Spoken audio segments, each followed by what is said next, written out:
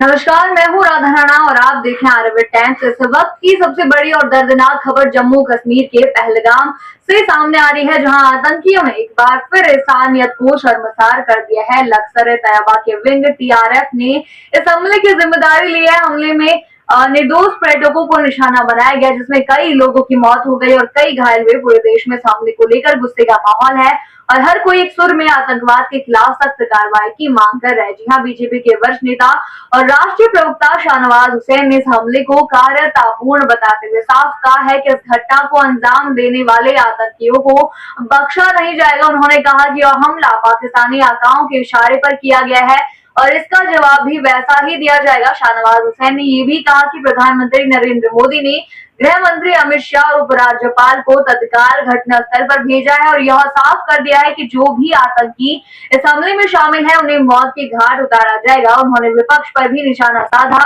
और कहा कि इस समय देश को एकजुट होकर खड़ा होना चाहिए, ना कि बयानबाजी करके माहौल को बिगाड़ने की कोशिश करनी चाहिए।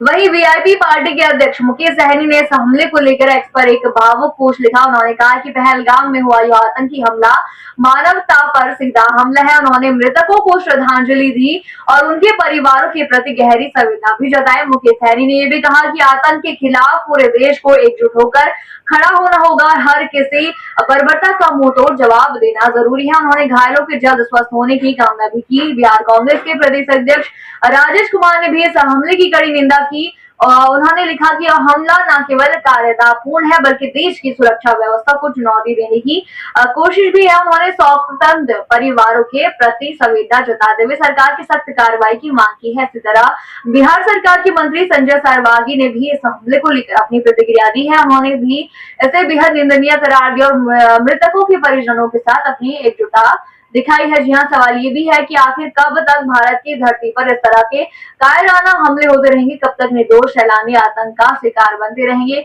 और क्या अब वक्त नहीं आ गया है कि इस आतंकवाद के खिलाफ एक निर्णायक लड़ाई छेड़ी जाए, जहां जवाब सिर्फ शब्दों से नहीं बल्कि एक्शन से दिया जाए।